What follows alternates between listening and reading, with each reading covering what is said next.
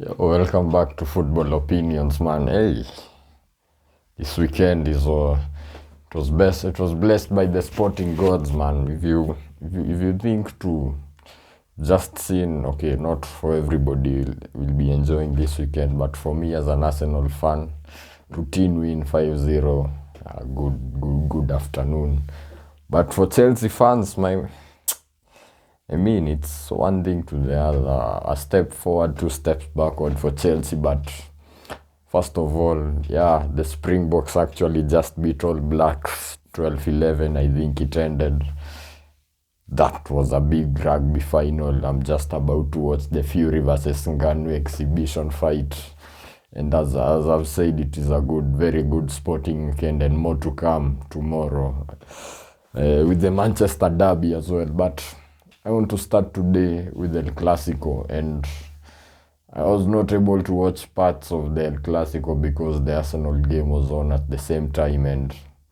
But let me talk you a little bit through the game. Of course, Gundogan opened the scoring. It was a mistake, a defensive mistake, but he took advantage well. Experienced, a cool head, very cool finish as well, easy. But then again, I think Barcelona, ever since Xavi took over and he got a tune out of the team, they've been really solid defensively. I saw that the likes of Araujo and Christensen, actually surprisingly, who I thought after leaving Chelsea his career was basically over, but he's been doing really well at Barcelona. I'm surprised by how well he's doing. Ronald Araujo, of course, very good centre back, one of the best in world football. But Madrid are just that clutch team. It almost doesn't matter sometimes how they play, because they didn't play well up until the second half. I think they turned it up. They turned up the tempo, and I think they had more transition opportunities. Vinicius, Joselu had some chances and some half chances here and there, but Barcelona, I think, were largely in control. But then again, you get this guy called Jude Bellingham, who he's a joke. At first, I was of the ilk that he was scoring easy goals, tap-ins, but it's like Haaland scoring all those goals and people saying, oh, it's tap-ins and everything. Bro, it's goals. Who cares? Who the hell cares how they go in? And for him, he's not even an out-and-out striker, but Ancelotti has almost created a new role for him, and what he's doing at the moment, it's so clutch, it's ridiculous. It's getting ridiculous. Of course, it's still early in the season, but on your El Clasico debut, I wish that match was at Camp Nou, because it wasn't. I wish it was at Camp Nou. I mean, that celebration would have been cold in front of the Barca fans. But the first goal, he'd been marked out of the game by Gavi. I thought Gavi played him very well, having watched back parts of the game. He had a chance where he was through on goal, but Gavi recovered very well. Oriol Remoyo, I don't know how the hell he found himself starting for Barcelona.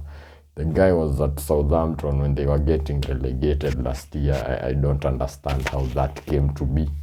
But yeah, I don't think he played badly, and Igor Martinez as well was doing very well defensively. And in that, I don't really know much about him, but from what I saw today, I thought he's a decent player. But Bellingham, that first goal for Madrid, when they were not really looking like they were going to get much joy in that game, attacking-wise, it just takes that responsibility. They just hits the ball, hits through the ball like it's nothing, with the minimum of fuss. And questions of McAndre ter Stegen maybe should have done better, but at the end of the day, you don't shoot, you don't score. That's what it is.